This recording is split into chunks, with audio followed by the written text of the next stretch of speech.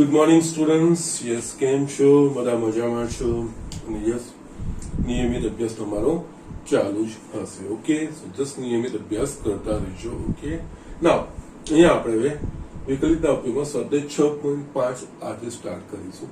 પણ અગેન 6.5 એ આખું વિકલિતના ઉપયોગથી મહત્તમ કે ન્યૂનતમ મૂલ્ય શોધવાના ટોપિક પર આધારિત છે. પરંતુ અહીંયા આ સ્ટાર્ટ કરતા પહેલા જસ્ટ જે બે લેક્ચરથી હું તમને કહેતો આવી રહ્યો છું, પાછું જસ્ટ એ વસ્તુ એક વખત મહત્તમ ને ન્યૂનતમ માટે સ્પષ્ટતા આપણે જોઈ લઈએ. અહીંયા આપણે 3 રીતના મૂલ્ય શોધવાના છે. ફક્ત મહત્તમ અને ન્યૂનતમ મૂલ્ય હોય તો શોધો, સ્થાનીય મહત્તમ કે ન્યૂનતમ મૂલ્ય હોય તો શોધો, અને ત્રીજું વૈશ્વિક મહત્તમ અને ન્યૂનતમ મૂલ્ય શોધો. ઓકે, ના હવે એમાંથી પહેલું જે મહત્તમ કે ન્યૂનતમ મૂલ્ય શોધવાનું કે તો એમાં કોઈ બાદ નથી, એટલે કે સમૃદ્ધ અંતરાલ હોવું જોઈએ કે વિવૃત અંતરાલ હોવું જોઈએ એવું કોઈ બાદ. એનો પ્રદેશ પર જે બી પ્રદેશ હોય એ પ્રદેશમાં જે આગળ સૌથી મોટું થતું અને જે મૂલ્ય માટે સૌથી નાનું મળતું હોય એ મહત્તમ કે ન્યૂનતમ કહેવાય. અને મહત્તમ કે ન્યૂનતમ મૂલ્ય શોધવા માટે સામાન્ય રીતે તમારે કોઈ પ્રથમ વિકલિત કસોટી કે દ્વિતીય વિકલિત કસોટી એ શોધવાની જરૂર નથી હોતી, એ કરવાની જરૂર. જો તમે આપેલ વિધેય તો વિધેયના સમીકરણ પરથી અને જે પ્રદેશ પર વ્યાખ્યાયિત હોય એ પ્રદેશમાં વ્યાખ્યાયિત માટે આપેલ વિધેયના સમીકરણના કોઈ મૂલ્ય તમે શોધી શકતા હો, ન્યૂનતમ કે મહત્તમ, તો એ રીતે સમીકરણ આપેલા વિધેયના સમીકરણ પરથી આપણે મહત્તમ કે ન્યૂનતમ મૂલ્ય શોધવાના હોય. જો તમને સ્થાનીય મહત્તમ કે સ્થાનીય ન્યૂનતમ મૂલ્ય કે તો યસ, ત્યાં આગળ એ ફક્ત વિવૃત અંતરાલમાં વ્યાખ્યાયિત છે. ઓકે, એટલે કે ઓપન ઇન્ટરવલમાં. એટલે ઓપન ઇન્ટરવલમાં જે ઓપન ઇન્ટરવલ પર વ્યાખ્યાયિત હોય એની વચ્ચેના કોઈ પણ મૂલ્ય માટે યસ એના ઉપઅંતરાલોમાં, એટલે કે એના જે પ્રદેશ હોય એના પાછળ આપણે અલગ અલગ ઉપગણો પાડી, અલગ અલગ અંતરાલો પાડીને એ ઉપઅંતરાલોમાં વિવૃત અંતરાલોમાં જ્યાં આગળ એનું મહત્તમ, એટલે કે જસ્ટ ટેકરી વાળું સ્વરૂપ બનતું હશે. ઓકે, અલગ અલગ ટેકરીઓ બનતી હશે ત્યાં સ્થાનીય મહત્તમ કહેવાશે. જસ્ટ ક્યાં ખીણ અલગ અલગ બનતી હશે ત્યાં સ્થાનીય ન્યૂનતમ મૂલ્ય કહેવાશે. અને જો વૈશ્વિક મહત્તમ કે ન્યૂનતમ હોય તો એ ફક્ત સંવૃત અંતરાલ પર છે. એટલે સંવૃત અંતરાલમાં શું હોય તો કે યસ, એમાં વૈશ્વિક મહત્તમ કે ન્યૂનતમ એમાં સંવૃત અંતરાલ પર વ્યાખ્યાયિત બધા જ મૂલ્યોમાં જેના આગળ સૌથી વધુ અને જેના આગળ સૌથી નાનું મૂલ્ય મળતું હોય એ વૈશ્વિક મહત્તમ ને ન્યૂનતમ કહેવાય. એનામાં આપણે આપેલ વિધેયના જે અંતરાલ પર વ્યાખ્યાયિત એના અંત્ય બિંદુ આગળ મૂલ્ય શોધવાના. એના સિવાય સ્થાનીય મહત્તમ કે ન્યૂનતમ માટેના જે આપણે નિર્ણાયક સંખ્યા શોધી એ નિર્ણાયક સંખ્યા આગળના એ વિધેયના મૂલ્યો શોધવાના. અને આ બધા મૂલ્યો પૈકી જે આગળ સૌથી મહત્તમ મળતું હોય વૈશ્વિક મહત્તમ કહેવાય, જે આગળ સૌથી ન્યૂનતમ મળતું હોય એ વૈશ્વિક ન્યૂનતમ મૂલ્ય કહેવાય છે. ઓકે, એટલે એમાં જયારે વૈશ્વિક મહત્તમ કે ન્યૂનતમ હોય ત્યારે પ્રથમ કે દ્વિતીય વિકલિત કસોટી કરે, હા ફક્ત નિર્ણાયક સંખ્યાઓ આપણે શોધવાની હોય છે અને અંત્ય બિંદુ આગળના વિધેયના મૂલ્યો હોય. જો સ્થાનીય મહત્તમ અને સ્થાનીય ન્યૂનતમ કે તો યસ, પ્રથમ વિકલિત કસોટી કે દ્વિતીય વિકલિત કસોટી એ કમ્પલસરી પાર્ટ છે. ઓકે, એટલે જસ્ટ મહત્તમ કે ન્યૂનતમ એના માટે પ્રથમ વિકલિત કસોટી કે દ્વિતીય વિકલિત કસોટી કમ્પલસરી નથી. સ્થાનીય મહત્તમ કે સ્થાનીય ન્યૂનતમ હોય તો યસ, એના માટે પ્રથમ કે દ્વિતીય વિકલિત કસોટી કમ્પલસરી છે.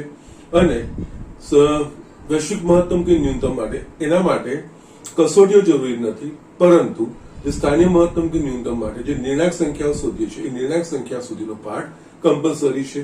અને એના પછી આપણે એ નિર્ણાયક સંખ્યા આગળના વિધેયના મૂલ્યો અને એના અંત્ય બિંદુ આગળના વિધેયના મૂલ્યો એ શોધીને એમાંથી જે મહત્તમ કે ન્યૂનતમ હોય એ રીતે. ઓકે, અને ફક્ત મહત્તમ કે ન્યૂનતમ યસ, અને આમાં બી પાછું અંતરાલ પર છે. ફક્ત મહત્તમ કે ન્યૂનતમ હોય તો કે અંતરાલનો કોઈ બાદ નથી. યસ, સ્થાનીય મહત્તમ કે ન્યૂનતમ હોય તો હંમેશા ઓપન ઇન્ટરવલ વિવૃત અંતરાલ હોવું જોઈએ.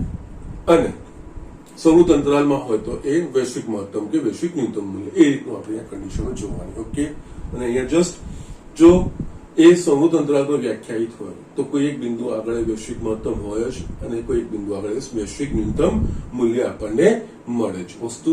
ઓકે, બાકી વિવૃત અંતરાલ પર હોય તો સ્થાનિક મહત્તમ અને ન્યૂનતમ મૂલ્ય હોઈ પણ શકે છે, નથી પણ હોઈ શકતું. બંનેમાંથી એક હોઈ શકે, બીજું ના હોઈ શકે. અથવા એક કરતા વધારે બિંદુ આગળ સ્થાનીય મહત્તમ કે સ્થાનીય ન્યૂનતમ મૂલ્યો આપણને મળી શકે છે. જો આ વસ્તુ સ્પષ્ટતા રહેવી જોઈએ.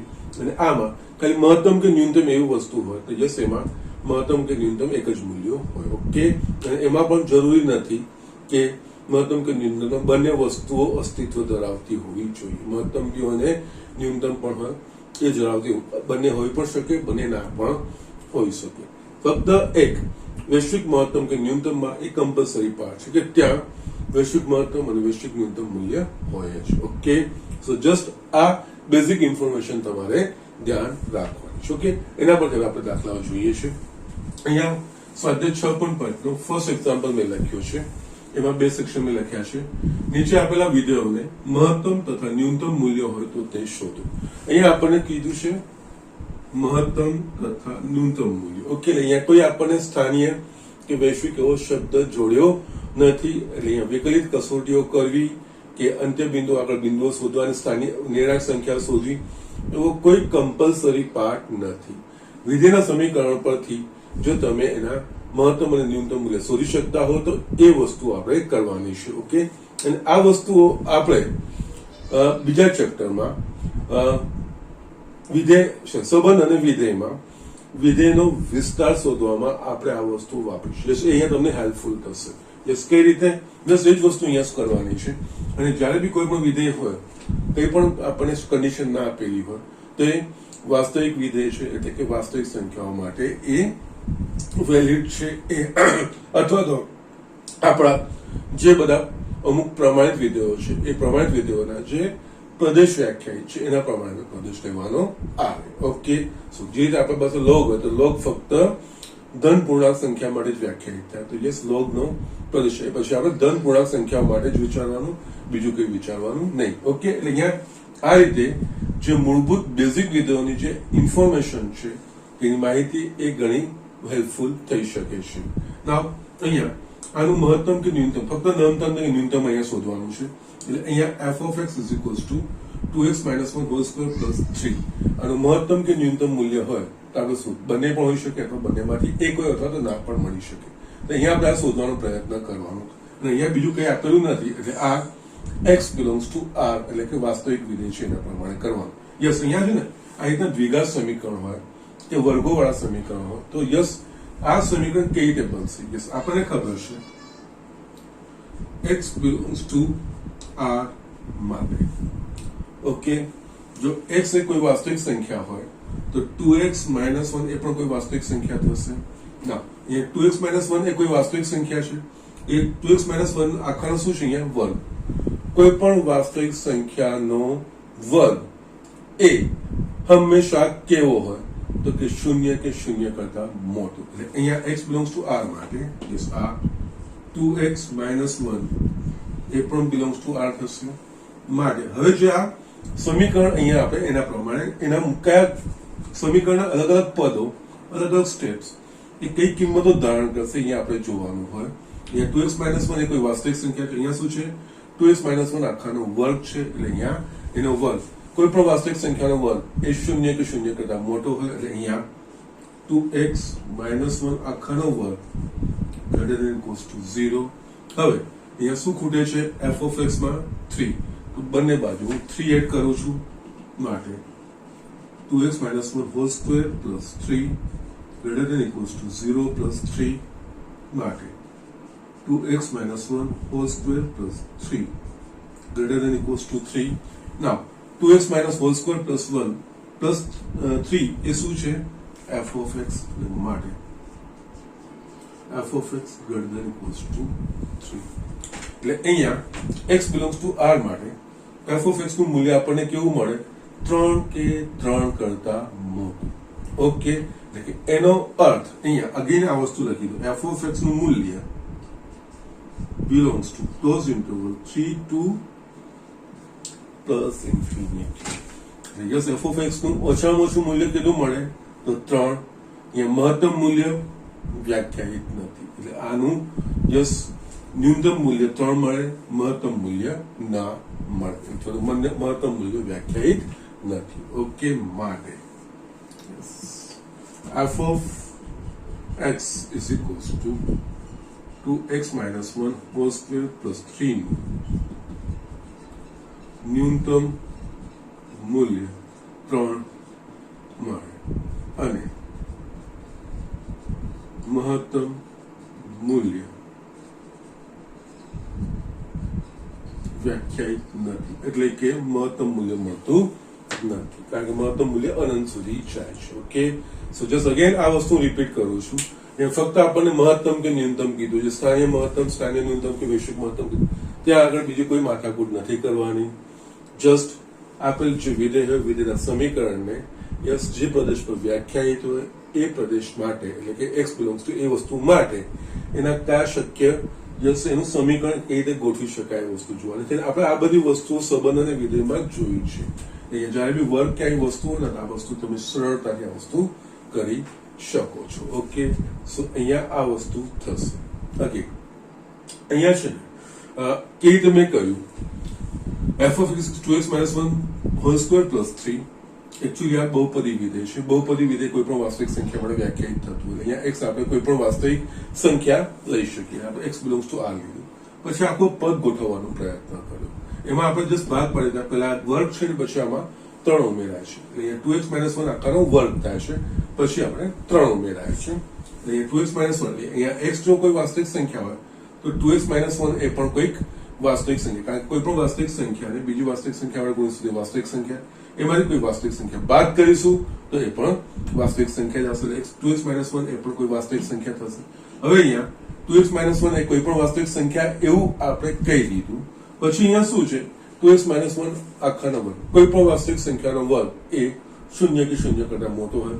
આ એક વાસ્તવિક સંખ્યા છે, તેનો વર્ગ 0 કે 0 કરતા મોટો થશે, એટલે આટલી વસ્તુ આવી ગઈ. પછી અહીંયા f of x બનાવવા માટે 3 ખૂટે છે, બંને બાજુ 3 ઉમેરીને આ બાજુ મેં f of x બની ગયું. યસ, એટલે કે આનું કોઈ પણ અહીંયાથી શરૂઆત કરી x બિલોંગ્સ ટુ r માટે f of x નું મૂલ્ય 3 કે 3 કરતા મોટું, એટલે ઓછામાં ઓછું મૂલ્ય 3 મળશે અને યસ મહત્તમ મૂલ્ય અનંત થશે, એટલે કે વ્યાખ્યાયિત નહીં થાય. આ રીતે આપણે આ દાખલાઓ કરવાના છે. ઓકે, અહીંયા વચ્ચે કોઈ પ્રથમ વિકલ્પ કસોટી કે દ્વિતીય વિકલ્પ કસોટી આ જસ્ટ છે તમને એમસીક્યુઝમાં આ વસ્તુઓ આવી શકે છે. ઓકે, નાઉ નેક્સ્ટ એક્ઝામ્પલ આપણે જોઈએ. અહીંયા એ જ વસ્તુ છે, આપેલ વિધેય માટે મહત્તમ અને ન્યૂનતમ મૂલ્ય હોય તો એ શોધવાના છે, અને અહીંયા બી મહત્તમ ને ન્યૂનતમ જ કીધા છે, એટલે આ સમીકરણને યસ મૂલ્ય શોધવાનો પ્રયત્ન કરીશું. અને અહીંયા આપણે જોઈએ f of x બરાબર 9x square plus 12x plus 3 છે, 2 છે. એકચ્યુઅલી આ દ્વિઘાત સમીકરણ છે. દ્વિઘાત સમીકરણના વિસ્તાર શોધવામાં આપણે જે સંબંધ અને વિધેયમાં કન્સેપ્ટ ઉપયોગ કરતા હતા એ જ કન્સેપ્ટ અહીંયા બી ઉપયોગ કરવાનો છે. જ્યારે બી દ્વિઘાત સમીકરણ હોય તો તમે આ વસ્તુ કરી શકો. યસ, x સ્ક્વેર અને x આ પ્રથમ પદ, આ મધ્યમ પદ, એમાંથી એક પૂર્ણ પદ એટલે આવું થઈ જશે. એમાંથી પૂર્ણ વર્ગ વાળું પદ આપણે અલગ તારવવાનું છે. પૂર્ણ વર્ગ બનાવવા માટે x square plus 2xy plus y square થવું જોઈએ. તો અહીંયા આપણે x સ્ક્વેર વાળું પદ એ પ્રથમ પદ થાય, આ x વાળું પદ એ મધ્યમ પદ થાય, એટલે અંતિમ પદ પૂર્ણ વર્ગ માટે ખૂટે છે. અંતિમ પદ શોધવાનું, અંતિમ પદ ઉમેરવાનું અને બાદ કરવાનું. ઓકે, એટલે અહીંયા આપણે આ રીતે કરી શકીએ. પહેલા f of x is equals to 9x square plus 12x પ્રથમ પદ અને મધ્યમ પદ, અંતિમ પદ બરાબર મધ્યમ પદનો વર્ગ, એટલે કે યસ અહીંયા લખું છું અંતિમ પદ બરાબર મધ્યમ પદનો વર્ગ છેદમાં 4 ગુણ્યા પ્રથમ પદ. ઓકે, મધ્યમ પદ એટલે કે અહીંયા થશે 144, 12x નો વર્ગ 144 x સ્ક્વેર 4 ગુણ્યા પ્રથમ પદ 9x square x square x square ગયું. યસ, આ 9 ચોક 36, 36 ચોક યસ આવશે, અંતિમ પદ 4 આવશે. ઓકે, એટલે અહીંયા 4 ઉમેરવાના, 4 બાદ કરવાના, જે બે બાકી છે એ અહીંયા આપણે લખવાનું. માટે અહીંયા f of x is equals to 9x square. Okay, sorry. હવે છે ને આટલું છે ને એ પૂર્ણ વર્ગ થઈ ગયું. 3x plus 2 આખાનો વર્ગ થઈ ગયો, એટલે અહીંયા આપણે એને 3x plus 2 આખાનો વર્ગ minus 4 plus 2 એટલે આ થશે -2. આ સ્વરૂપમાં આવી ગયું. યસ, હવે આ જ કન્સેપ્ટ, આ જ લોજિક આપણે વાપરવાનું. મહત્તમ કે ન્યૂનતમ આપણે શોધવાનું છે. એટલે અહીંયા હવે x belongs to r માટે આ પણ 3x plus 2 belongs to r થાય. 3x plus 2 એ કોઈ વાસ્તવિક સંખ્યા જેનો વર્ગ છે એનો વર્ગ. કોઈ પણ વાસ્તવિક સંખ્યાનો વર્ગ એ 0 કે 0 કરતા મોટો થાય. યસ, હવે આનામાં શું ખૂટે? -2. બંને બાજુ -2 ઉમેરું છું. 3x plus 2 whole square -2 greater than equals to 0 -2 માટે. અને આ જે પદ આવ્યું એ બીજું કઈ નહીં, f of x આવ્યું. એટલે કે f of x greater than equals to -2. એટલે અહીંયા x belongs to r માટે f of x નું મૂલ્ય -2 કે -2 કરતા મોટું મળશે. આપણે લખી શકીએ માટે f of x belongs to close interval -2 to plus infinity. yes, -2 કે -2 કરતા મોટું એટલે જમણી બાજુ થશે plus infinity જશે માટે વિધેય f ને જશે અહીંયા ફક્ત આપણને ન્યૂનતમ મૂલ્ય -2 મળે તથા મહત્તમ મૂલ્ય અસ્તિત્વ ધરાવતું નથી અથવા તો મહત્તમ મૂલ્ય મળતું નથી, કારણ કે આ ઇન્ફિનિટી સુધી જાય છે. ઇન્ફિનિટી એ કોઈ વ્યાખ્યાયિત પદ નથી. સો જસ્ટ આ રીતે ફક્ત મહત્તમ અને ન્યૂનતમ કીધું હોય ત્યારે આપણે આ વસ્તુ આપણે આ રીતે કરવાની હોય છે. ઓકે, સો જસ્ટ આ દાખલા લખી. આમાં હજુ પણ તમને કદાચ એક ચોથું છે ગણવાળું છે, તો યસ હું તમને બતાવી દઉં છું કે રીતે થાય છે. Okay, so just write down. Yes, આ ફર્સ્ટ એક્ઝામ્પલ ચોથો સેક્શન છે, ચોથો પાર્ટ છે. આ વિધેયને મહત્તમ કે ન્યૂનતમ મૂલ્ય હોય તો આપણે શોધવાનું છે. ઓકે, યસ, એટલે અહીંયા આપણે જોઈએ તો f of x બરાબર x³ + 1. યસ, અહીંયા ફક્ત મહત્તમ અને ન્યૂનતમ કીધું છે, તો આપણે સમીકરણ પરથી સમીકરણના મૂલ્યો કયા આવી શકે જે શોધી શકીએ તો એ સરસ થઈ જાય. પછી તમારે યસ વિકલિતની કસોટીઓ કરવાની કોઈ જરૂર નથી. ઓકે, એટલે અહીંયા અને એમ પણ યસ જ્યાં સમૃદ્ધ અંતરાલ હશે ત્યાં તો આપણે વૈશ્વિક મહત્તમ ન્યૂનતમ સિવાય આપણે સ્થાનિક મહત્તમ કે ન્યૂનતમની એ જ વસ્તુ વાત કરવી પડે, બીજું કંઈ જ નથી. અહીંયા f of x = x³ + 1 અને યસ આ વાસ્તવિક સંખ્યાઓ માટે વ્યાખ્યાયિત છે. ઓકે, હવે યસ એટલે વાસ્તવિક સંખ્યાઓ માટે એટલે કે x belongs to r માટે વ્યાખ્યાયિત છે. જો x એ કોઈ પણ વાસ્તવિક સંખ્યા હોય તો અહીંયા જે સમીકરણ છે એના પ્રમાણે x ઘનનું મૂલ્ય શું મળે? તો કે x કોઈ ધન હોય તો એનો ઘન ધન થાય, x કોઈ ઋણ હોય તો એનો ઘન ઋણ સંખ્યા થાય. એટલે કે x એ કોઈ વાસ્તવિક સંખ્યા હોય તો x ઘન એ પણ કોઈ વાસ્તવિક સંખ્યા જ હોય.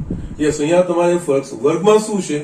x કોઈ વાસ્તવિક સંખ્યા હોય તો એનો વર્ગ એ કોઈ 0 કે 0 કરતા અનઋણ વાસ્તવિક સંખ્યા હોય.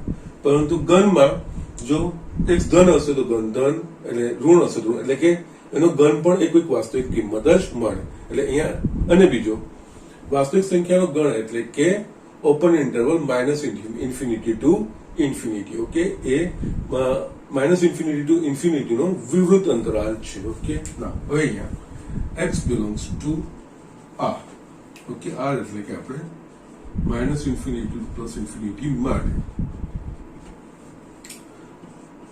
x ઘન belongs to r થાય, કારણ કે ધન હશે તો કોઈ ધન વાસ્તવિક કિંમત અને ઋણ હશે તો કોઈ ઋણ વાસ્તવિક. x belongs to r એટલે કે x belongs to -infinity infinity થશે. યસ, અહીંયા x ઘન belongs to r, તેમાં કોઈ પણ એક ઉમેરીશું તો એ પણ કોઈ વાસ્તવિક સંખ્યા જ હશે. એટલે અહીંયા x ઘન + 1 belongs to r. એટલે અહીંયા x ઘન + 1 એ શું છે? f of x. એટલે અહીંયા f of x belongs to r એટલે કે f of x belongs to -infinity to infinity. f of x નું મૂલ્ય -1 થી +1, એટલે કે અહીંયા આપણને કોઈ ન્યૂનતમ કે મહત્તમ મૂલ્ય મળે તો અહીંયા મહત્તમ કે ન્યૂનતમ મૂલ્ય અસ્તિત્વ ધરાવતું નથી. અહીંયા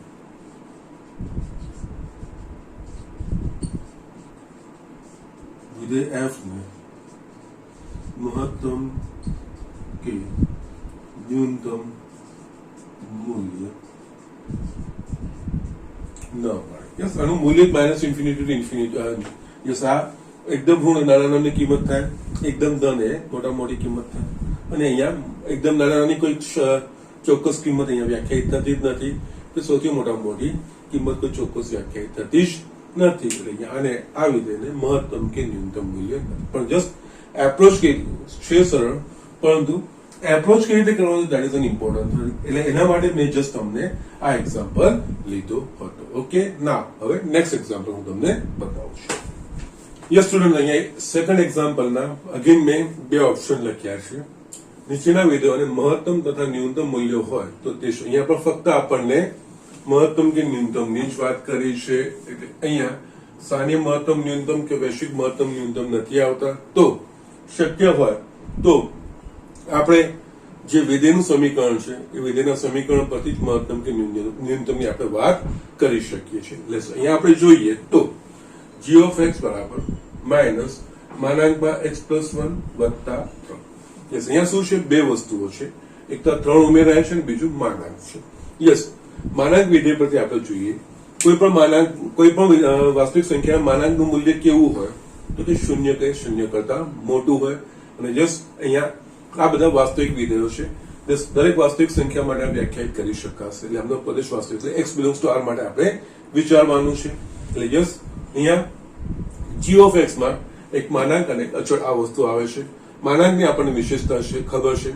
કોઈ પણ વાસ્તવિક સંખ્યાના માનાંકનું મૂલ્ય એટલે કે greater than equals to 0, just એના પ્રમાણે આપણે વિધેય વ્યાખ્યાયિત કરી અને એનું મૂલ્ય શોધવાનો પ્રયત્ન કરીએ. x બિલોંગ્સ ટુ r માટે જસ્ટ માનાંક બાદ કોઈ પણ સંખ્યા એટલે x plus 1 okay greater than equals to 0 okay માટે અહીંયા શું છે? આની બાર માઇનસ, માઇનસ વડે ગુણીશું તો અસમાનતા બદલાઈ જશે. એટલે minus x plus 1 less than equals to 0, કારણ કે માઇનસ 1 વડે ગુણવાનું થશે, માઇનસ આગળ ચિહ્ન લાવવાનું છે. તો યસ, માઇનસ 1 વડે ગુણીશું અસમાનતા બદલાઈ ગયું. હવે શું બાકી રહે? 3. એટલે બંને બાજુ 3 ઉમેરો. Minus x plus 1 plus 3 less than equals to 0 plus 3. આ એ બીજું કઈ નથી, g of x છે. g of x is less than equals to 3. એટલે કે અહીંયા જે આપણને મૂલ્ય મળશે x belongs to r માટે g of x નું મૂલ્ય 3 કે 3 કરતા નાનું. અહીંયા આપણે જસ્ટ આપણે રીતે લખી શકીએ માટે g of x belongs to minus infinity to જે 3 કે 3 કરતા નાનું, 3 કરતા નાનું આપણે જે વાસ્તવિક સંખ્યા 3 કરતા નાનું એટલે ઋણ ઇન્ફિનિટી સુધી જાય. એટલે જસ્ટ માઇનસ ઇન્ફિનિટી ટુ 3. એટલે કે આનું મોટામાં મોટું મૂલ્ય 3 મળે, નાનામાં નાનું કોઈ મૂલ્ય આપણને મળે નહીં. એટલે માટે અહીંયા માટે g of x નું મહત્તમ મૂલ્ય 3 થાય અને ન્યૂનતમ મૂલ્ય મળતું નથી કે અસ્તિત્વ ધરાવતું નથી. ઓકે, સો જસ્ટ આ રીતે સ્લાઇડ ચેન્જ થાય તો અહીંયા જસ્ટ મહત્તમ મળે છે, ન્યૂનતમ મૂલ્ય મળતા નથી. જસ્ટ એ રીતે જ નક્કી કરવાનું. મહત્તમ ન્યૂનતમ ફક્ત કીધું હોય તો જસ્ટ જે વિધેય વ્યાખ્યાયિત કરેલું હોય એ વિધેયના જે પદો છે પદોના કિંમતો વાસ્તવિક સંખ્યા માટે અથવા તો જે x ની કિંમતો માટે વ્યાખ્યાયિત થતું હોય એના પ્રમાણેની કિંમતો શું આવે છે વસ્તુ આપણે શોધવાની હોય. ઓકે, યસ, એ જ પ્રમાણે નેક્સ્ટ આપણે જોઈએ f of x બરાબર માનાંકમાં sin 4x પ્લસ 3. એમાં જો મહત્તમ કે ન્યૂનતમ મૂલ્ય અસ્તિત્વ ધરાવતું હોય તો આપણે મહત્તમ કે ન્યૂનતમ મૂલ્યો શોધવાના છે. ઓકે, ના અહીંયા આપણે બેઝિક સાઇન વિધેયની ઇન્ફોર્મેશન, અહીંયા સાઇન છે અને બીજું માનાંક છે, આ બે વસ્તુ છે. એ બે વસ્તુનો આપણને કમાન્ડ હોવો જોઈએ. યસ, સાઇન નો વિસ્તાર શું? કોઈ પણ x બિલોંગ્સ ટુ r હોય એટલે કે એકચ્યુઅલી સાઇન વિધેયનો પ્રદેશ છે આ. સાઇન એ કોઈ પણ વાસ્તવિક સંખ્યા માટે વ્યાખ્યા એટલે કે કોઈ પણ ખૂણા માટે વ્યાખ્યાયિત છે એટલે એનો વિસ્તાર પ્રદેશ કહેવાશે. સાઇન નો કોઈ પણ ખૂણો હોય તો સાઇન નો વિસ્તાર એટલે સાઇન ના મૂલ્યો કયા કયા આવી શકે તો કે -1 અને 1 ની વચ્ચે. અહીંયા આપણે જસ્ટ લખી શકીએ x belongs to r માટે -1 less than equals to sin 4x less than equals to 1. કારણ કે x એ r વાસ્તવિક સંખ્યા હશે તો 4x બી કોઈ પણ વાસ્તવિક સંખ્યા થશે અને યસ કોઈ બી વાસ્તવિક સંખ્યા માટે sin નું મૂલ્ય -1 અને 1 ની વચ્ચે જ હોય. યસ, હવે આમાં બાકી શું રહ્યું? 3 એટલે આખા સમીકરણમાં આપણે 3 ઉમેરીએ. -1 + 3 <2 જે સમીકરણમાં બધી બાજુ સમાન સંખ્યા ઉમેરી કે સમાન સંખ્યા બાદ કરીએ તો અસમાનતા બદલાય નહીં. જો ધન સંખ્યા વડે ગુણીએ તો પણ અસમાનતા બદલાશે નથી, પરંતુ ઋણ સંખ્યા વડે ગુણીએ કે ભાગીએ તો અસમાનતા બદલાઈ જશે. એ વસ્તુનું ધ્યાન રાખવાનું છે. ઓકે, નાઉ આના પરથી શું જવાબ મને મળશે? આ મળશે યસ 2 < sin 4x + 3 < 4. યસ, પણ અહીંયા મારા પાસે sin 4x + 3 નથી, માનાંક પાછો આપણે માનાંક કરવાનો છે. માનાંક એટલે કે માનાંક બધા મૂલ્યો લેવાના. અહીંયા માનાંકમાં જો કન્ફ્યુઝન થતું હોય ને તો આ મૂલ્યો આપણે સંખ્યા રેખા પર દર્શાવીએ. સંખ્યા રેખા પર આ મૂલ્યો કયા છે? 2 અને 4 ની વચ્ચેના.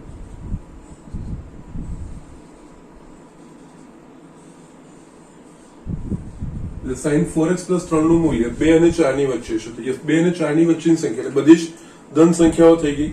બધી ધન સંખ્યાનો આપણે માનાંક લઈશું તો એ પણ એની એ જ સંખ્યા મળશે. એટલે આના પરથી માટે 2 <= માનાંકમાં sin 4x + 3 < 4. ઓકે, યસ, અહીંયા માટે 2 <= આ આપણા પાસે બીજું કઈ નથી, f of x <= 4. માટે f of x belongs to close interval 2 to 4. એટલે અહીંયા આપણને ન્યૂનતમ ને મહત્તમ બંને મૂલ્યો મળે છે. f of x અહીંયા just x belongs to r પરથી આપણે આ વસ્તુ બતાવી. x belongs to r માટે f of x ની કિંમત સંવૃત અંતરાલ 2 અને 4 ની વચ્ચે છે. એટલે કે આનું ન્યૂનતમ મૂલ્ય 4 અને ન્યૂનતમ મૂલ્ય 2 અને મહત્તમ મૂલ્ય 4 છે. માટે યસ, f of x ન્યૂનતમ મૂલ્ય 2 તથા મહત્તમ મૂલ્ય 4. યસ, આપણે અત્યાર સુધી જે દાખલા જોયા એમાં ફક્ત આપણને મહત્તમ કે ન્યૂનતમ મળતા હતા અને એક દાખલામાં મહત્તમ કે ન્યૂનતમ બંને નહીં મળ્યું, જ્યારે આ દાખલામાં મહત્તમ અને ન્યૂનતમ બંને મળે છે. So it is like this. જરૂરી નથી કે બધી વસ્તુઓ હોવી જોઈએ, મહત્તમ કે ન્યૂનતમ કિંમતો હોવી જ જોઈએ. યસ, બંને ના હોઈ શકે, બંને હોય અથવા તો બંનેમાંથી એક પણ હોઈ શકે છે. યસ, જ્યારે મહત્તમ કે ન્યૂનતમ હોય તો આ રીતે જસ્ટ થોડો વિધેયનો તમારે કમાન્ડ જોઈશે. એના પરથી એ વિધેય કેવી રીતે વ્યાખ્યાયિત, આ બધી વસ્તુઓ છે ને આપણે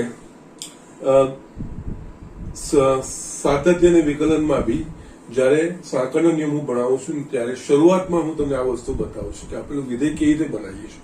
જસ્ટ એ પ્રોસેસ અહીંયા કરવાનો છે અને એના પછી આપણે સંબંધ અને વિધેયમાં જ્યારે વિસ્તાર શોધવાની વાત આવતી હતી ત્યારે જસ્ટ આ કન્સેપ્ટ આપણે વાપરતા હતા. ઓકે, સો જસ્ટ આ રીતે આપણે વસ્તુ કરી શકીએ છીએ. Okay, so just do it. આમાં હજુ પણ એક 5મો દાખલો છે સેકન્ડમાં, એ હું તમને બતાવી દઉં છું. યસ સ્ટુડન્ટ્સ, આ સેકન્ડ એક્ઝામ્પલ નો 5th પાર્ટ છે. અહીંયા 5th ક્વેશ્ચન છે h of x = x + 1 x belongs to -1 to 1. એના માટે આ મહત્તમ કે ન્યૂનતમ મૂલ્યો શોધવાના છે. ઓકે, ના અહીંયા મહત્તમ કે ન્યૂનતમ મૂલ્યો શોધવાના છે. અહીંયા અત્યાર સુધી જેટલા બી દાખલા હતા એનામાં કોઈ વ્યાખ્યાયિત નથી. એટલે આપણે જસ્ટ કારણ કે જેના પર વ્યાખ્યાયિત હોય, જ્યાં કંઈ મેન્શન ના કરેલું હોય અને કોઈ પણ વાસ્તવિક સંખ્યા માટે વ્યાખ્યાયિત થતું હતું ત્યારે આપણે x belongs to r એ રીતે લઈને એ વસ્તુ આપણે આગળ કરતા હતા. અહીંયા આપણને x belongs to -1 to 1 આપી દીધું છે. એટલે એના પરથી આપણે આ વસ્તુઓ x + 1 ના મહત્તમ કે ન્યૂનતમ મૂલ્યો શોધવાના છે. ઓકે, ના અહીંયા આપણને x belongs to -1 to 1 આપી દીધું છે. માટે આનો અર્થ થાય -1 < x < 1. આ વસ્તુ આપી દીધી છે. આપણે મૂલ્ય કોનું શોધવાનું છે? x + 1. તો યસ, x તો આવી ગયું, બાકી શું રહ્યું? 1 માટે આપણે જસ્ટ બધામાં 1 ઉમેરી દઈએ. તો માટે અહીંયા -1 + 1 x + 1 < 1 + 1. યસ, -1 + 1 આ તો 0. x + 1 શું છે? h of x < 2. એનો મતલબ x belongs to open interval -1 to 1 માટે h of x નું મૂલ્ય 0 અને 2 ની વચ્ચેનું અને 0 ને 2 સિવાયની કિંમતો માટે અહીંયા h of x belongs to 0 to 2. હવે અહીંયા શૂન્ય એનું ન્યૂનતમ કહેવાશે તો કે નહીં કહેવાશે, કારણ કે અહીંયા શૂન્ય એ વિરુદ્ધ અંતરાલ છે, એટલે શૂન્યનો સમાવેશ થતો નથી. એટલે કે શૂન્ય કરતા કોઈક મોટી સંખ્યા ન્યૂનતમ સંખ્યા બને, પણ શૂન્ય કરતા નજીકની મોટી સંખ્યા આપણે તમે વિચારવા જાઓ તો કઈ થાય? તો 0.1, 0.001, 0.0001, 0.00001. કોઈ આપણે ચોક્કસ સંખ્યા પર આવી શકીશું? તો કે આવી શકીશું નહીં. ઓકે ને? એ જ રીતે આ 2 એ અહીંયા પણ એ 2 એ મહત્તમ નહીં થાય, કારણ કે અહીંયા પણ આપણને વિવૃત અંતરાળ મળે તો 2 નો સમાવેશ થતો નથી. એટલે અહીંયા 2 કરતા નાનું મૂલ્ય, 2 કરતા નાનું મૂલ્ય એનું સૌથી મહત્તમ મૂલ્ય કહેવાય. કારણ કે 2 નો સમાવેશ થતો નથી, એની નજીકની તરફની નાનું મૂલ્ય એવું આપણને કોઈ મળશે નહીં. હા, અહીંયા જો આ સમૃદ્ધ અંતરાલ હોત ને તો આપણે ચોક્કસપણે કહી શકતા કે 0 એ ન્યૂનતમ મૂલ્ય અને 2 એ મહત્તમ મૂલ્ય. ઓકે, પરંતુ અહીંયા વિવૃત અંતરાલ છે તો એ પણ અહીંયા 0, 1 એ બેની વચ્ચેની કિંમત, અહીંયા 0 ની નજીકની કોઈ કિંમત કઈ છે ચોક્કસ એ આપણને ખબર પડશે નહીં. એટલે ન્યૂનતમ કે મહત્તમ આપણે નક્કી કરી શકીશું નહીં. ઓકે, અહીંયા h of x belongs to 0 to 2 માટે વિધેય h of x ને ન્યૂનતમ કે મહત્તમ મૂલ્ય યસ ને એકચ્યુઅલી જે અંતરાલ આપ્યું છે એટલે h of x ને અંતરાલ -1 to 1 માં મહત્તમ કે ન્યૂનતમ મૂલ્ય ન મળે. સો જસ્ટ આ રીતે મહત્તમ કે ન્યૂનતમ કીધું હોય તો આપણે આ રીતે દાખલાઓ કરવાના છે. ત્યાં તમારે કોઈ જ વગર કામના વિકલિત કસોટી કે આ બધી વસ્તુઓ અંદર નાખવાની કોઈ જરૂર નથી. જનરલી આ બધી વસ્તુઓ એમસીક્યુમાં વસ્તુ તમને પૂછી શકતા ત્યારે સ્ટ્રેટ ફોરવર્ડ મેથડ તમે આ વસ્તુ કરી શકો છો. ઓકે, અધરવાઇઝ આ ચેપ્ટરમાં એકચ્યુઅલી મહત્તમ ન્યૂનતમ માંથી છે ને 4 માર્કનો છે, જનરલી 99.99% 4 માર્કનો દાખલો આવતો હોય છે. ઓકે, છતાંય ક્યારેક એમસીક્યુમાં આમાંથી કન્સેપ્ટ પૂછી શકતા હોય ત્યારે આ વસ્તુ જસ્ટ આપણે વાપરવાની હોય. ઓકે, સો જસ્ટ લખી લો, આના પછી હું થર્ડ એક્ઝામ્પલ બતાવું છું. યસ સ્ટુડન્ટ, અહીંયા મેં થર્ડ એક્ઝામ્પલ લખ્યો છે. નીચે આપેલા વિધેયોને સ્થાનીય મહત્તમ તથા સ્થાનીય ન્યૂનતમ મૂલ્યો હોય તો શું થાય? યસ, હવે અહીંયા આપણે મેન્શન કરેલું છે સ્થાનીય મહત્તમ તથા સ્થાનીય ન્યૂનતમ. સ્થાનીય મહત્તમ કે ન્યૂનતમ કીધું છે અહીંયા આપણે પ્રથમ વિકલિત કસોટી કે દ્વિતીય વિકલિત કસોટી એ બેનો માંથી કોઈ એકનો ઉપયોગ કરીને સ્થાનીય મહત્તમ કે ન્યૂનતમ મૂલ્ય શોધવાના. અગેન આમાં જે એડવાઇઝેબલ છે એ તમારે પ્રથમ દ્વિતીય વિકલિત કસોટીથી વિચારવાનું. જો દ્વિતીય વિકલિત કસોટીથી તમારે આવી જાય છે તો પ્રથમ વિકલિત કસોટી વાપરવાની જરૂર નથી, પણ દ્વિતીય વિકલિત કસોટી વાપરવામાં જે મૂલ્યો માટે દ્વિતીય વિકલિત કસોટી નિષ્ફળ જાય, એટલે કે કોઈ નિષ્કર્ષ પર ના આવી શકે, ત્યારે જ આપણે એ મૂલ્યો માટે જ પ્રથમ વિકલિત કસોટીનો વિચાર કરવાનો. ઓકે, સો જસ્ટ અહીંયા આપણે જોઈએ first example g of x is equals to x cube minus 3x. Okay, now સ્થાનીય મહત્તમ કે ન્યૂનતમ છે એટલે આપણે પહેલા તો નિર્ણાયક સંખ્યાઓ, જો કોઈ સ્થાનીય મહત્તમ કે ન્યૂનતમ મૂલ્ય હોય તો એ ફક્ત નિર્ણાયક સંખ્યા આગળ જ અસ્તિત્વ ધરાવે છે. નિર્ણાયક કોઈ પણ વિધેયની નિર્ણાયક સંખ્યાઓ એટલે કે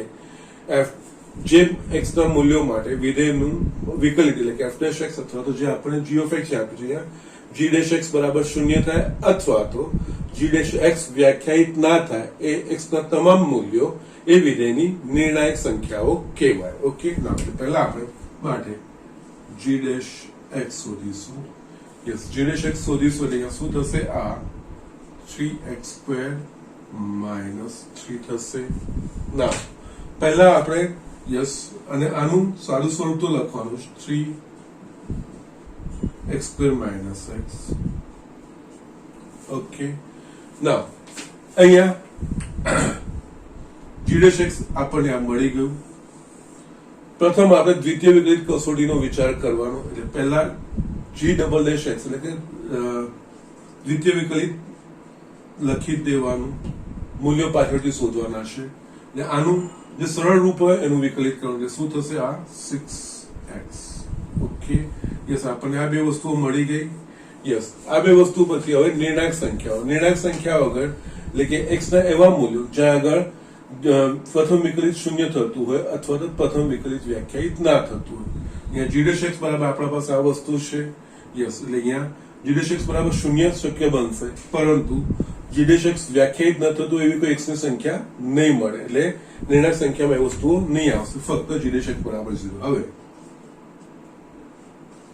g dash x બરાબર શૂન્ય લેતા અહીંયા g dash x બરાબર શું છે આપણા પાસે 3x² - 1 બરાબર 0 માટે અહીંયા યસ આના અવયવો થશે x + 1 x - 1 બરાબર 0 માટે x બરાબર -1 અને 1. આ આપણને નિર્ણાયક સંખ્યાઓ કહેવાશે.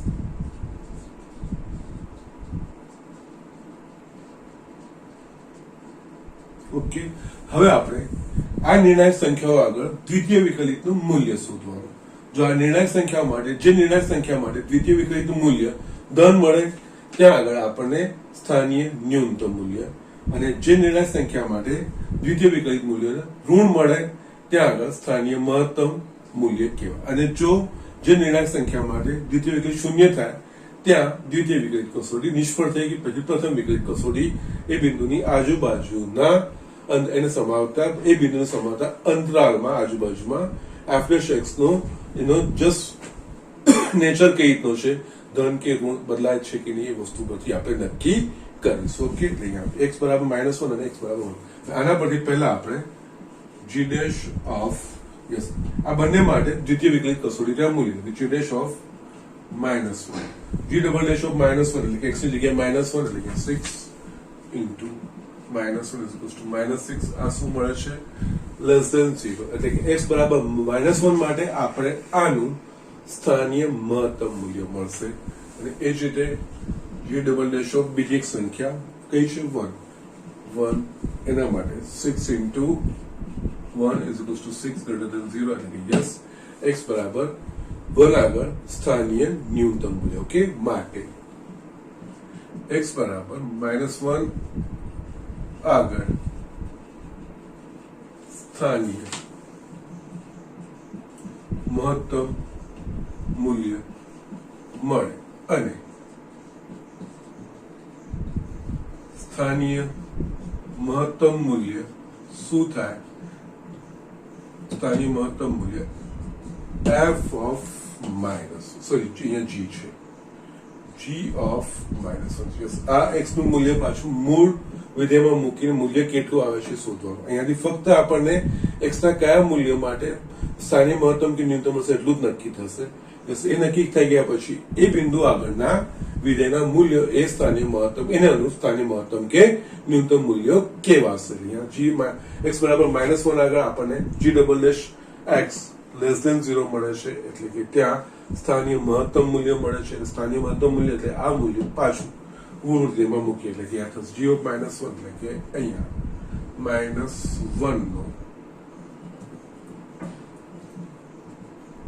ઘન -3 -1. Okay, is equals to -1 plus 3 is equals to 2 તથા x બરાબર 1 આગળ સ્થાનીય ન્યૂનતમ, કારણ કે ત્યાં f double dash x g double dash x એ ધન થાય છે, સ્થાનીય ન્યૂનતમ મૂલ્ય મળે, અને સ્થાનીય ન્યૂનતમ મૂલ્ય એ થશે g of 1 x બરાબર 1 એટલે કે 1 નો ઘન -3 into 1 that is 1 minus 3 is equals to -2. yes લખો તો તમે yes બાજુમાં લખી શકો સ્થાનીય મહત્તમ મૂલ્ય, સ્થાનીય ન્યૂનતમ just like તમે લખી શકો છો. સો જસ્ટ આ રીતે આપણે એક્ઝામ્પલ કરવાના હોય છે. ઓકે, સો જસ્ટ આ સ્થાનિક મહત્તમ ને ન્યૂનતમ પૂછ્યું છે. એટલે યસ, નિર્ણાયક સંખ્યાઓ અને નિર્ણાયક સંખ્યા પરથી યસ પ્રથમ વિકલિત કે દ્વિતીય વિકલિત જે શક્ય બનતી હોય પ્રથમ આપણે દ્વિતીય વિકલિત કસોટીને જ વિચારવાનું. એમાંથી જો મળી જાય તો યસ પ્રથમ વિકલિત કસોટી તરફ જવાની જરૂર નથી. Okay, so just do it. Yes, અહીંયા આપણે જોઈએ, અહીંયા પણ થર્ડ નું છે એક્ઝામ્પલ લખ્યું છે. સ્થાનિક મહત્તમ અને ન્યૂનતમ છે એટલે આપણે અહીંયા જે પ્રથમ વિકલિત કસોટી કે દ્વિતીય વિકલિત કસોટી બેમાંથી એક વાપરવું પડશે. નિર્ણાયક સંખ્યા આપણે શોધવી પડશે. ઓકે, ના એટલે એના માટે અહીંયા f dash x is equals to yes, यहाँ दाखिला f of x बराबर sin x minus cos x ये 0 less than x less than 2 pi yes એટલે અહીંયા x આના પર વ્યાખ્યાયિત છે. એટલે કે અહીંયા 0 થી 2 pi વચ્ચેની x ની કઈ કિંમતો માટે આ સ્થાનિક મહત્તમ કે ન્યૂનતમ મૂલ્ય છે એ વસ્તુ આપણે શોધવાનું છે. ઓકે, આ વસ્તુ ધ્યાન રાખો. જ્યારે કન્ડિશન આપેલી હોય એ વસ્તુઓનું આપણે ધ્યાન રાખવાનું. અહીંયા પહેલા તો जो स्थानीय महत्तम न्यूनतम છે નિર્ણાયક સંખ્યા માટે f dash x એટલે અહીંયા f dash x એટલે આનું વિકલન sin x નું વિકલન cos x અને cos x નું વિકલન તો કે માઈનસ sin x એટલે અહીંયા આ થશે cos x plus sin x. Yes, preference આપણે દ્વિતીય વિકલિત કસોટીને આપવાનો એટલે અહીંયાનું દ્વિતીય વિકલિત પણ શોધી જ કાઢવાનું. જે સરળ રૂપ હોય એના પછી શોધવાનું હોય.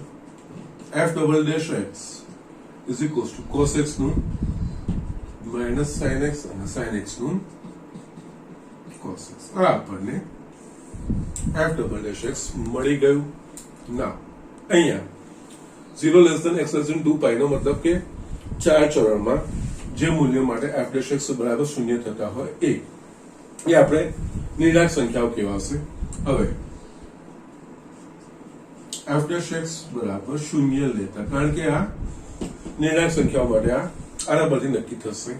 અહીંયા f dash x બરાબર શું છે આપણા પાસે cos x plus sin x is equals to 0. now આના પર x શોધવું હોય તો યસ આપણે cos x ને જમણી બાજુ લઈ શકીએ તો કે sin x is equals to minus cos x એટલે કે જો cos x ને અહીંયા લઈ આવું તો sin x ઉપર cos x is equals to minus 1 એટલે કે અહીંયા tan x બરાબર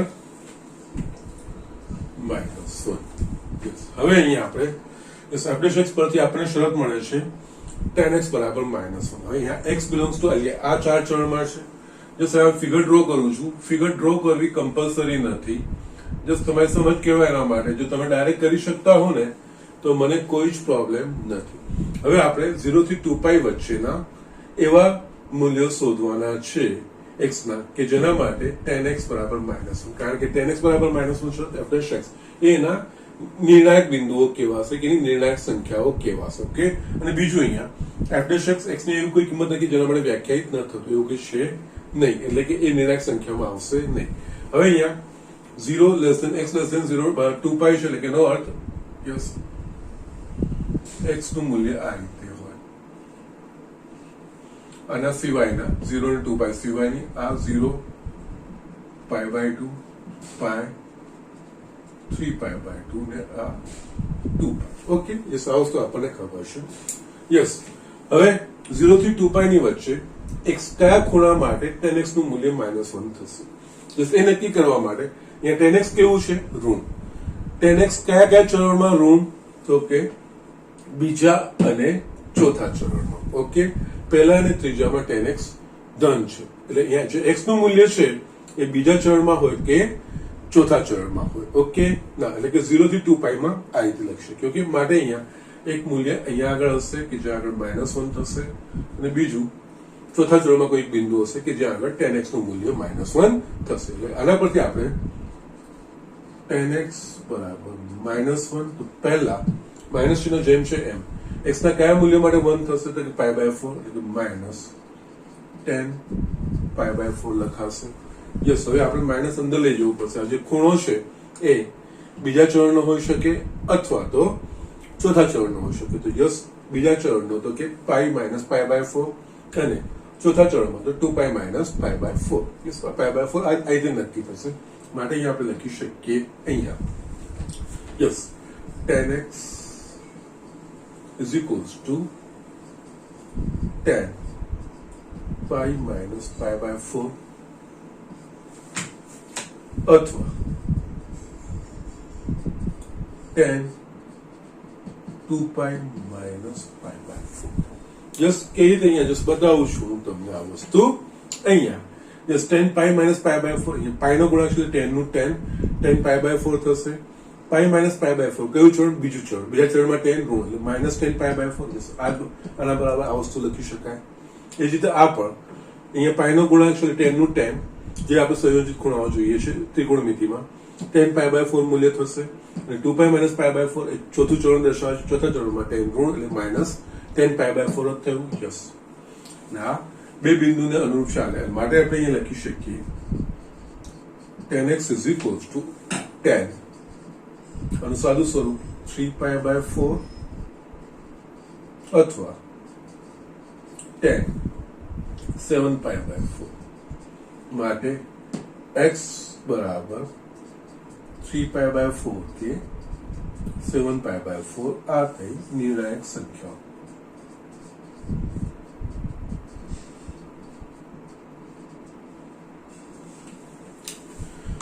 okay, so just be careful. ત્રિકોણમિતિ આવે ત્યારે જસ્ટ ત્રિકોણમિતિમાં જ્યારે આ રીતે આપણે થોડું નોલેજ હોવું જોઈએ ને આપણે એ રીતે નક્કી કરવાનું આવશે.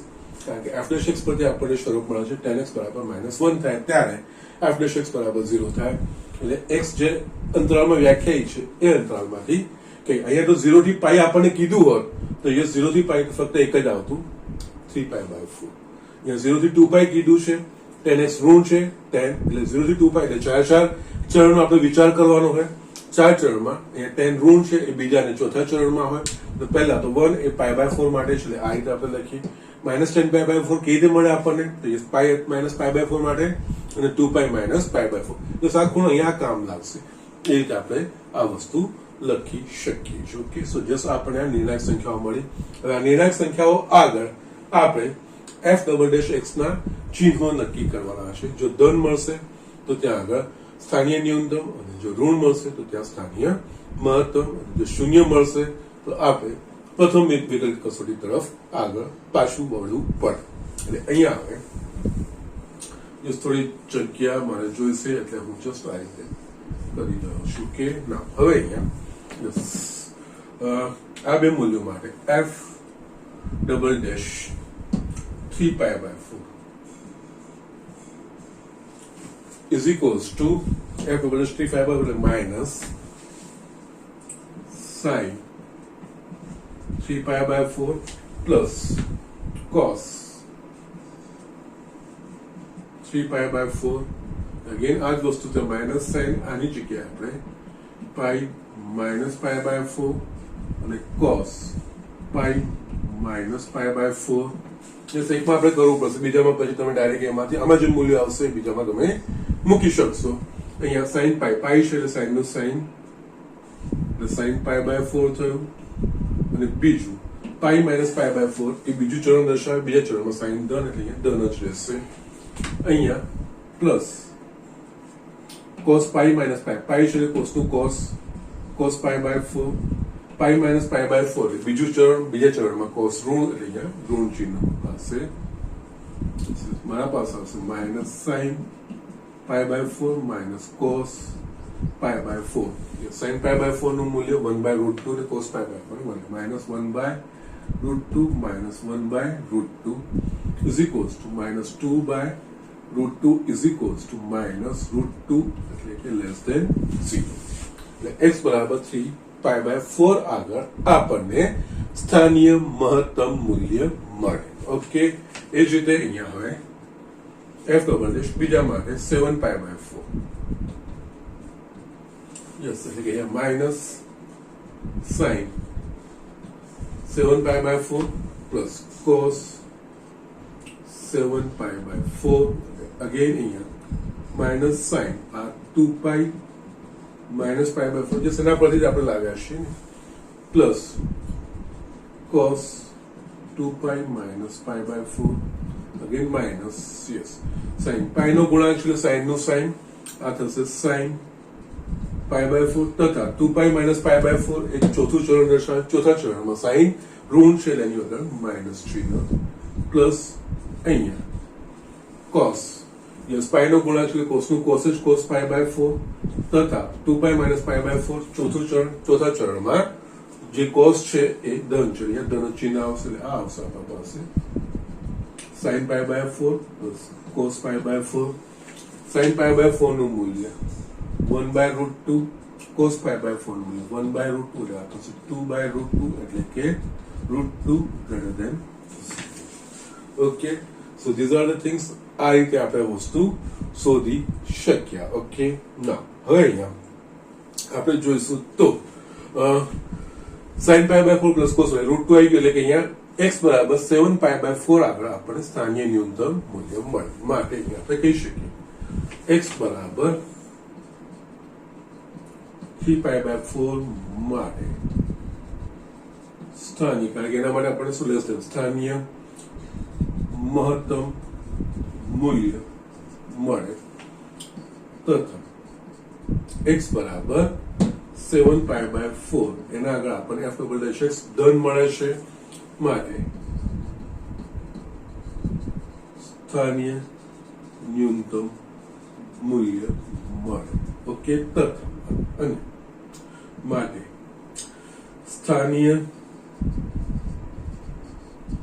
મહત્તમ મૂલ્ય is equals to f of 3 pi by 4. f of 3 pi by 4 મૂળ સમીકરણમાં 3 pi by 4 sin 3 pi by 4 minus cos 3 pi by 4 yes અહીંયા આપણે મૂલ્ય શોધ્યા છે sin 3 pi by 4 નું મૂલ્ય યસ એ બીજું કઈ જ નહીં sin pi by 4 એટલે કે 1 by root 2 અને cos 3 pi by 4 નું મૂલ્ય તો minus cos pi by 4 minus 1 by root 2 minus 1 by root 2 એટલે આ થશે 1 by root 2 plus 1 by root 2 is equals to 2 root 2 2 by root 2 એટલે કે root 2 આ રીતે આપણને એને root 2 એ સ્થાનીય મહત્તમ મૂલ્ય આપણને મળશે અને જસ્ટ ન્યૂનતમ મૂલ્ય પણ આપણે આ જ રીતે શોધવાનું એના માટે સ્થાનીય ન્યૂનતમ મૂલ્ય માટે x બરાબર 7 pi by 4 મૂળમાં મૂકવાનું કિંમત આપણે ઓલરેડી શોધેલી છે sin 7 pi by 4 નું મૂલ્ય minus sin 7 pi by 4 થશે અને cos pi by 4 નું સોરી cos 7 pi by 4 નું મૂલ્ય cos pi by 4 થશે એટલે આનો જવાબ minus root 2 આવશે અને એ રીતે આપણે આ દાખલો કરી શકાશે. ઓકે, સો જસ્ટ આ રીતે આપણે દાખલાઓ કરવાના છે. સ્થાનીય ન્યૂનતમ મૂલ્ય શોધવાનું હું તમારા પર છોડું છું. મૂલ્ય આપણે બધા શોધી નાખ્યા છે. જસ્ટ કમ્પેરેટિવ દાખલાઓ મોટા થશે આમાં સ્થાનીય મહત્તમ ને ન્યૂનતમ આવશે એના માટે કારણ કે એક વખત નિર્ણાયક સંખ્યા શોધ્યા પછી એ નિર્ણાયક સંખ્યાઓ માટે f ડબલ x ના મૂલ્યો એટલે f ડબલ x ના ચિહ્નો નક્કી કરવા અને એના પરથી પછી બિંદુઓ નક્કી થશે કે ત્યાં સ્થાનીય મહત્તમ છે કે ન્યૂનતમ છે અને પછી છેલ્લે એ કિંમતોને મૂળ વિધેયમાં મૂકીને આપણે સ્થાનીય મહત્તમ ને ન્યૂનતમ કિંમતો શોધવાની આવશે. ઓકે, આ રીતના દાખલા 4 માર્કમાં આવી પણ શકે છે. Okay, so just do it આ રીતે આપણે દાખલાઓ કરવાના છે. ઓકે, તો અહીંયા છે ને હું આજે let me just see the time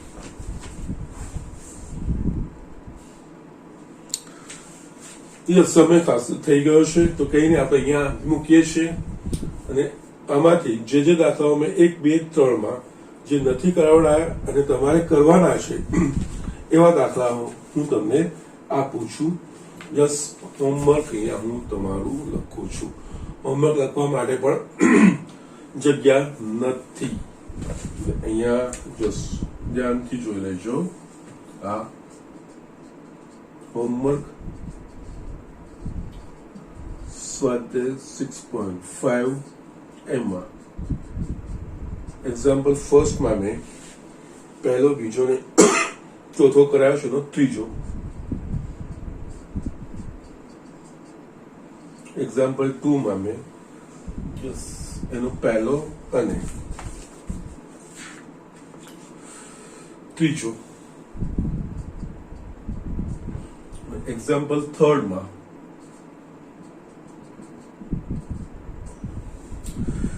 first, third, પહેલો, ત્રીજો અને પાંચમો. આટલા એક્ઝામ્પલ તમારે કરવાના છે. જશે હોમવર્ક કરવાનું છે, પ્લીઝ સાથે સાથે હોમવર્ક કરજો. કઈ નથી સમજાતી તો મને પૂછો. અને આજે મેં દાખલો ગણાયો છે છેલ્લો, આમાં સ્થાનીય ન્યૂનતમ મૂલ્ય શોધવાનું તમારા પર બાકી રાખ્યું છે. તમારે શોધી કાઢવાનું છે આ રીતે જ. x બરાબર 7π/4 નું મૂલ્ય આમાં મૂકીને જસ્ટ તમને મૂલ્ય અને 7π/4 આ બંને 7π/4 ના મૂલ્ય આપણે ઓલરેડી શોધ્યા છે.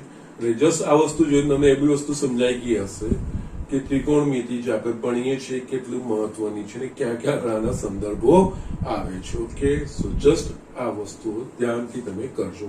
આજનું લેક્ચર હું અહીંયા પૂરું કરું છું.